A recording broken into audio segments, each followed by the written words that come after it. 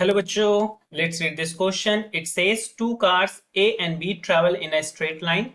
The distance of A from the starting point is given as a function of time, which is given as xa.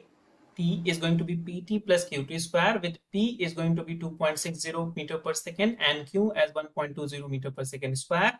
The distance of B from the starting point xb T is going to be RT square minus XT cube, where R is 2.80 meter per second square and S is 0.20 meter per second cube.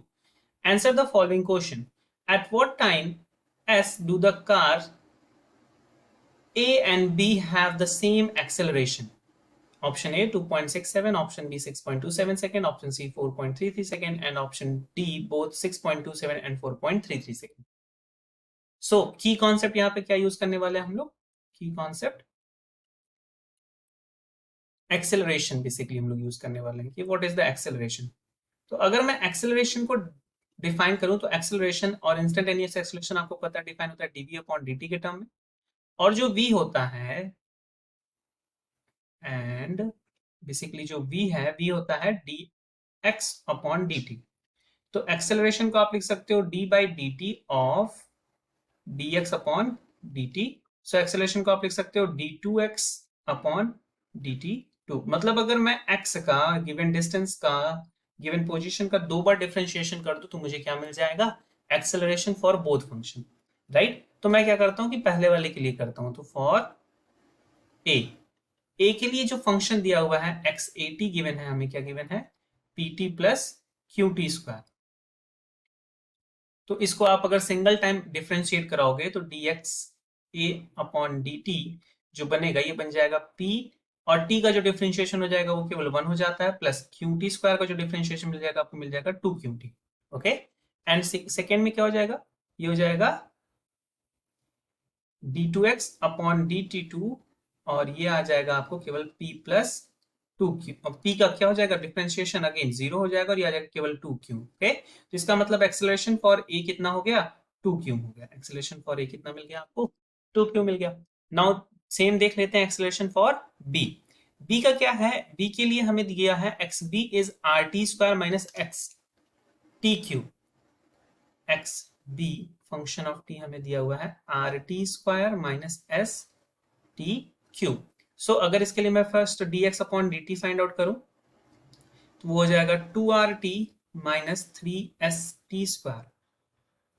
And then अगर मैं इसका again differentiation करूं तो d2x upon dt2 हो जाएगा 2r minus of 6st. सो आपको acceleration of b क्या मिल गया? 2r minus of 6xt. Now हमें कैलकुलेट करना है when acceleration of a was same as acceleration of b, then time क्या था? तो एक्सेलरेशन ऑफ a हम लोगों ने कैलकुलेट किया था, ये था 2q, और एक्सेलरेशन ऑफ b हम लोगों ने निकाला 2r माइनस 6st. q की वैल्यू अगर आप प्रीवियसली देखोगे तो ये गिवन है 1.20, r की वैल्यू गिवन है 2.80 एंड s की वैल्यू गिवन है 0.20. Okay, if we just look here, then the values of q 1.20, r is 2.80 and the value of s is 0.20. Now let's see.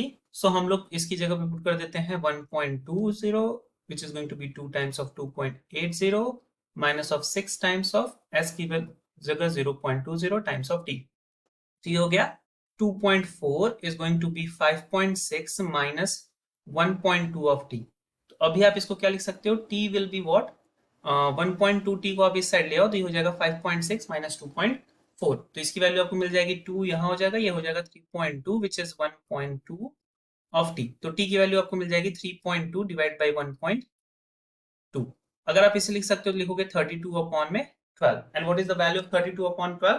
So 32 upon 12 जब आप cancel करोगे तो इसे आपको मिलेगी nearly 2.67 second.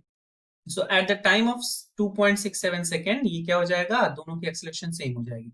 So if I go back, then option A is the perfect answer for this question. I hope you understand it well. Best of luck. Thank you.